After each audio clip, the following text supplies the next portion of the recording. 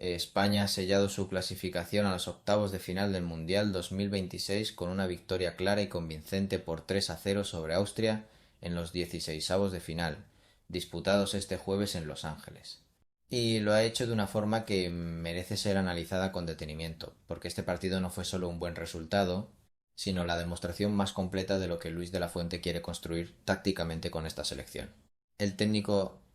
repitió exactamente el 11 que goleó a Arabia Saudita en la fase de grupos, el mejor partido de España hasta la fecha en el torneo, con Dani Olmo y Pedro Porro como las únicas novedades respecto al debut, y ese 11 respondió con una actuación de control absoluto desde el primer minuto. Las estadísticas al final del partido son reveladoras. 61% de posesión para España por 28 de Austria,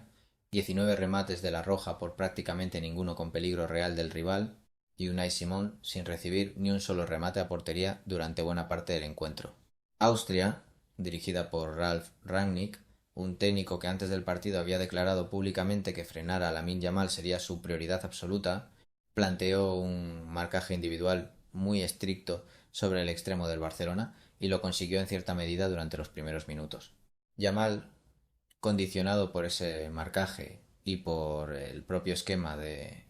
la Fuente que lo sitúa muy pegado a la banda derecha, tuvo menos impacto directo del que muchos esperaban, aunque acumuló un total de 141 minutos en los tres partidos de la fase de grupos, recuperándose de una lesión muscular de abril, lo que explica la gestión cuidadosa de su participación. Sin embargo, ese marcaje sobre Yamal tuvo un efecto secundario que Austria no supo anticipar. Al dedicar tantos recursos a neutralizar al jugador más peligroso de España,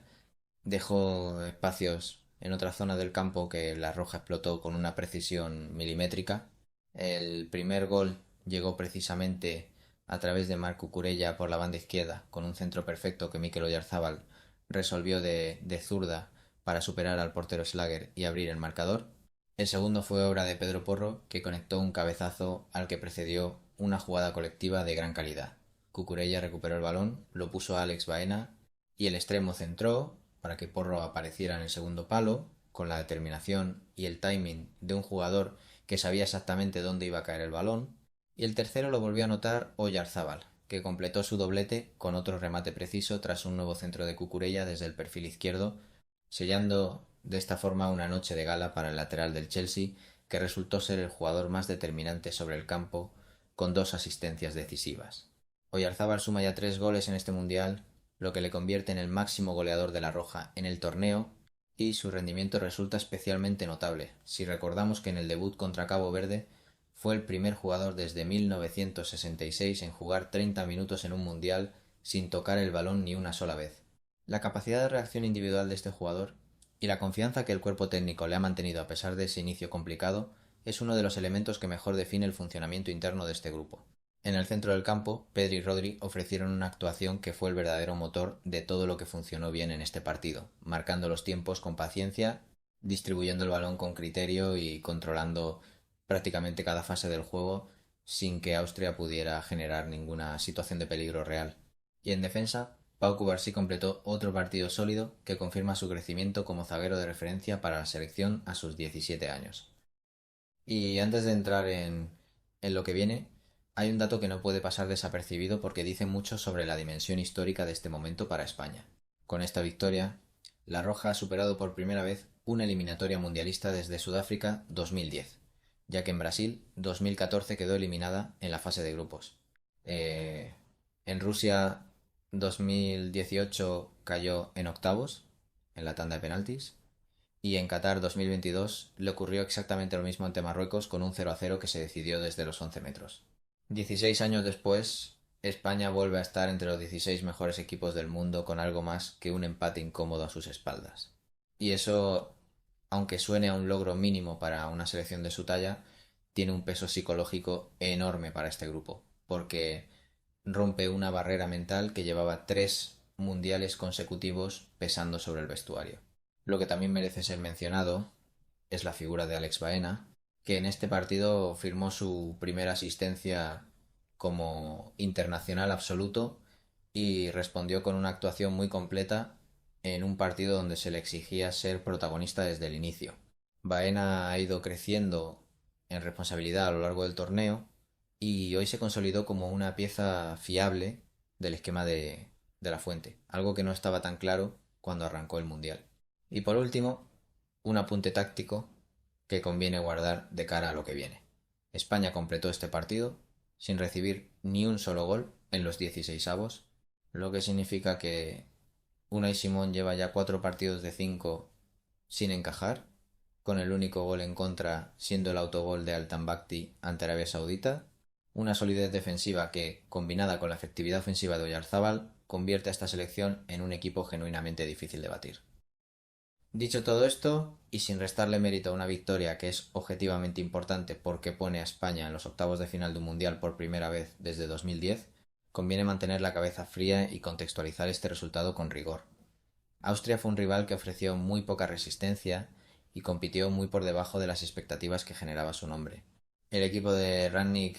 llegó a este partido como uno de los conjuntos más interesantes de Europa en los últimos años, con un estilo de presión alta y juego vertical que en teoría podía crear problemas a España en la salida del balón. Sin embargo, en la práctica apenas inquietó a la Roja durante los 90 minutos, lo que hace difícil evaluar con precisión hasta qué punto España ha resuelto las dudas que generó en determinados momentos de la fase de grupos, especialmente en el debut contra Cabo Verde. Una cosa es dominar con esta autoridad a una Austria que no apareció,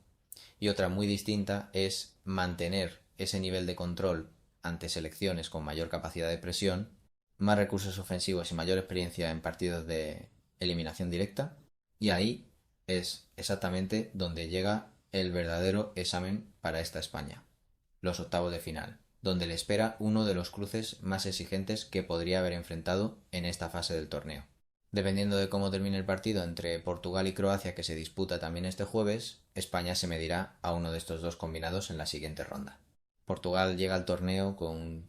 una generación que combina la madurez de Cristiano Ronaldo, que viene de hacer historia con la selección de su país, con la irrupción de jóvenes talentos como Francisco Conceição y Joao Neves. Croacia, por su parte, tiene la experiencia de haber llegado a 2 finales y una semifinal en los últimos 3 mundiales y sigue contando con jugadores como Luka Modric y Mateo Kovacic en el centro del campo, quizás los 2 mejores centrocampistas del mundo en la categoría de los 30 años, capaces de marcar los tiempos de un partido mejor que nadie. Ambos rivales plantearán desafíos muy distintos al que ofreció Austria hoy, y será en esos encuentros donde España tendrá que demostrar si su candidatura al título es real o si hay límites en el modelo de control y posesión que De la Fuente ha construido. Hay elementos que ilusionan genuinamente. La sociedad entre Cucurella y Oyarzábal está en un nivel excepcional. Pedri y Rodri conforman uno de los mejores centros del campo del torneo, y la solidez defensiva con Cubarsí y Laporte como pareja de centrales genera confianza. Pero hay preguntas que siguen abiertas, como cuánto puede rendir Yamal de forma sostenida a medida que recupera su mejor condición física, o qué capacidad tiene este equipo de